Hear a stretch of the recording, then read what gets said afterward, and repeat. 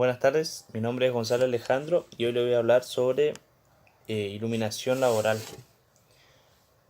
Bueno, una correcta iluminación en un ambiente de trabajo permite al hombre o brinda al hombre unas óptimas condiciones de confort visual. El mismo puede llevar a cabo o realizar sus actividades de forma más segura y aumenta lo que es la productividad del trabajador. Aumenta su productividad ya que tiene una mejor visibilidad de los objetos y lleva a cabo, digamos, una mayor concentración en el caso de tener una buena iluminación. En caso de no tener una buena iluminación en un lugar de trabajo, puede llegar a originar diferentes tipos de riesgos, digamos, o síntomas, mejor dicho, que afecciones que pueden llegar a repercutir de forma negativa en el trabajador, ya sea por ejemplo de dolores de cabeza,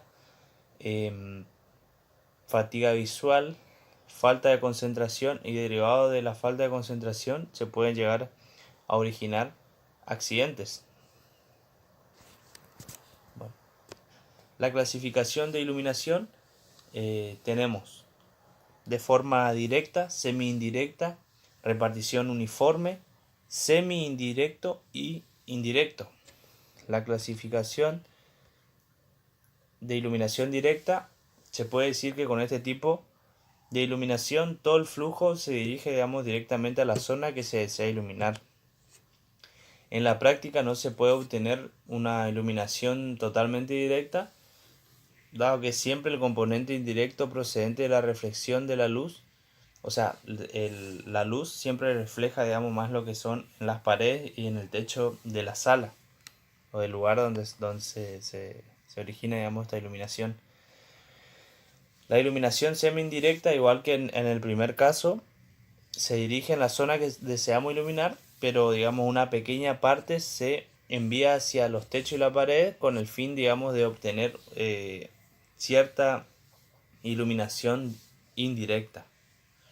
Con este sistema las sombras, digamos, no son tan duras como en el caso de iluminación directa. Se reduce el riesgo de deslumbramiento y el desequilibrio de la luminancia en la zona de trabajo con respecto al techos y las paredes. Bueno. Luego tenemos la repartición o la iluminación uniforme. El flujo, digamos, de luminoso se distribuye a todas las direcciones de parte en parte de que llegue a él directamente a la tarea, mientras que el resto se refleja en el techo y las paredes. La combinación de luz directa e indirecta se obtiene mediante sombras muy suaves. Bueno, luego tenemos la iluminación semi-indirecta. En este caso, solo una pequeña parte, digamos, del flujo luminoso se dirige directamente hacia abajo, en tanto que la mayor parte del mismo sufre reflexiones, digamos, lo que son los techos y las paredes, antes de iluminar, digamos, cualquier zona. En este sistema se puede llegar a obtener una buena calidad de iluminación con sombras muy suaves y prácticamente sin riesgo de deslumbramiento. Y por último, tenemos la iluminación indirecta o indirecto. En este tipo de iluminación, todo el flujo se dirige hacia el techo, quedándose las luminarias totalmente ocultas. El observador no ve ningún objeto luminoso, únicamente aprecia, digamos, el área que se está iluminando. Las sombras desaparecen casi por completo y también todo el riesgo de deslumbramiento. Bueno, ahora vamos a hablar sobre los componentes del ojo humano. En primera parte tenemos la córnea, que es una capa clara que está sobre el ojo, y la córnea lo que hace es proteger al ojo y ayuda a enfocar la luz, ¿sí? Luego tenemos el cristalino, o algunos lo llaman cristalino del ojo o lente. El cristalino es la parte clara del ojo detrás de la iris, ¿sí? Este lente ayuda a enfocar la luz y las imágenes en la retina.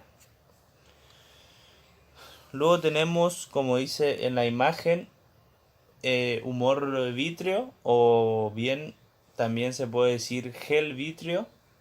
El vitrio es como una gelatina clara sin color. Se encuentra entre el lente de la retina y el vitrio llena dos tercios, digamos, de parte de atrás del globo del ojo. Bueno, luego tenemos la iris. El mismo es la parte que, o sea, es la parte que da color al ojo y ajusta el tamaño de la pupila. La iris regula la cantidad de luz que entra, digamos, al ojo. ¿Sí?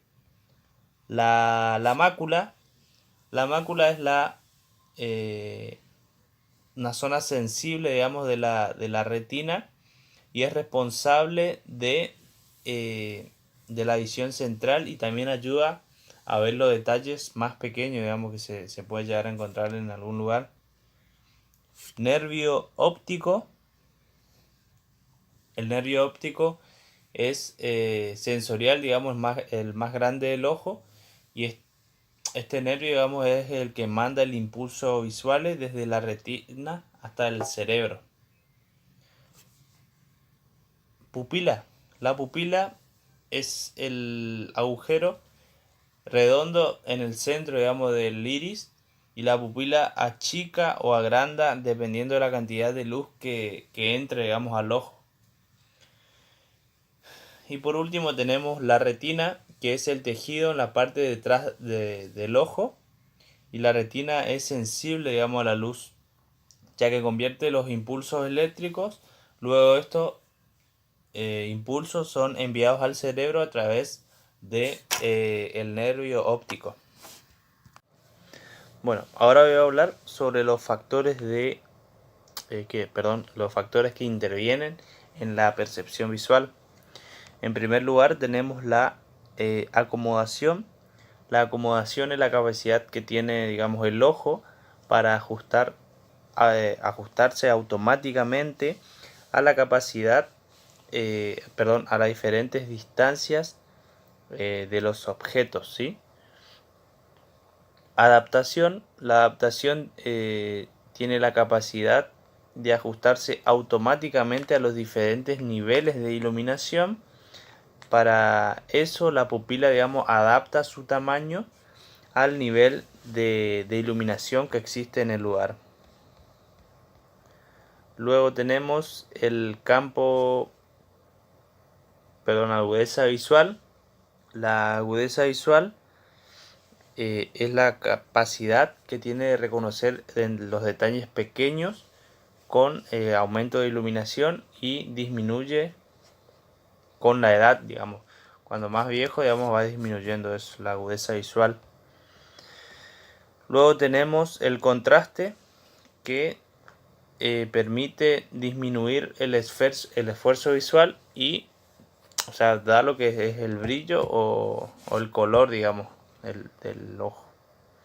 Y el tiempo es el proceso que requiere de forma que el ojo puede ver los detalles pequeños y detalles incluso con bajos niveles de iluminación, si le da el tiempo suficiente, ¿verdad? Bueno, ahora vamos a hablar sobre magnitudes lumínicas o magnitudes luminosas. Desde el punto de vista lumitécnico, existen dos elementos fundamentales, que son la fuente de luz y el objeto de espacio que desea iluminar. Las magnitudes luminosas proporcionan información sobre las características técnicas de la fuente de luz. Para poder clasificarla hay que compararlas y ver relación que existe entre ellas para poder decir qué fuente de luz se elegirán, digamos. Los mismos se clasifican en flujo luminoso, cantidad de luz, intensidad luminosa, iluminancia, luminancia y otras magnitudes de interés. Por ejemplo, el flujo luminoso se puede decir que es transformada por los manantiales luminosos, que no se puede aprovechar totalmente la producción de luz. Por ejemplo, una lámpara incandescente consume una determinada energía eléctrica y que transforma en energía radiante, el cual una pequeña parte, alrededor del 10%, es percibida por el ojo humano en forma de luz, mientras que el resto se pierde, digamos, por el calor. Cantidad de luz o energía luminosa de forma análoga a la energía eléctrica, que se determina por la potencia eléctrica en la unidad de tiempo. La cantidad de luz o energía luminosa se determina, digamos, por la potencia luminosa o flujo luminoso. La cantidad de luz se representa por la letra Q, y la cantidad de lumen por hora sería entre paréntesis lm.h. Luego tenemos intensidad luminosa. Esta magnitud se entiende únicamente referida a una determinada dirección y contenida en un ángulo sólido W, al igual que a una magnitud de superficie corresponde a un ángulo plano que se mide, mejor dicho, en radianes. A una magnitud de volumen que corresponde a un ángulo sólido o estéreo que se mide en estereoradiantes. Luego tenemos la iluminancia. La iluminancia o nivel de iluminación. La iluminancia o nivel de iluminación de superficie es la relación del flujo luminoso que recibe la superficie y su área. Se simboliza por la letra E y la unidad es el lux, Lx entre paréntesis. La fórmula se expresa de luminancia entre paréntesis sería Lx es igual a Lm barra metro cuadrado, sería M2. La intensidad luminosa se entiende únicamente referida a una determinada dirección y contenido de ángulo sólido, al igual que una magnitud de superficie que corresponde a un ángulo plano que se mide en radianes.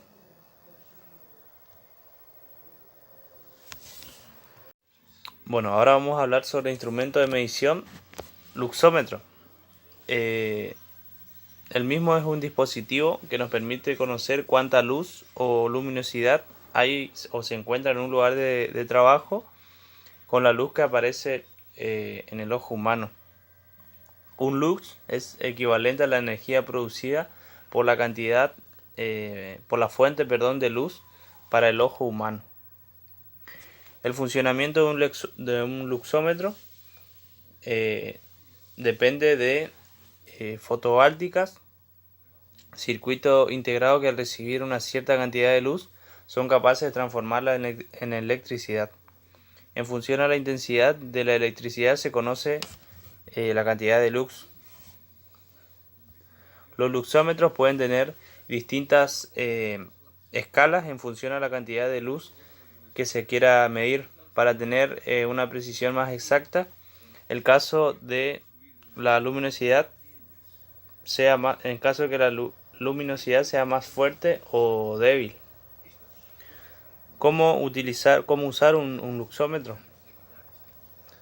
En primer lugar, se debe colocar el fotorreceptor, una pieza que recibe la luz, en la dirección de la fuente de luz que se quiera medir. En segundo lugar, debemos colocar el lector luxómetro en la escala adecuada en función de cuán fuerte o débil sea la luz, digamos. Por ejemplo, si se quiere medir la luz de la luna, deberán hacer una escala cerca de un lux. En cambio, si se quiere medir la luz solar de una habitación, necesitamos una escala cercana a 1000 lux. En tercer lugar, se debe presionar el botón de encendido del lector y esperar unos segundos hasta que la lectura, digamos, aparezca. Una vez que aparece la lectura, se multiplica el número de escala escogida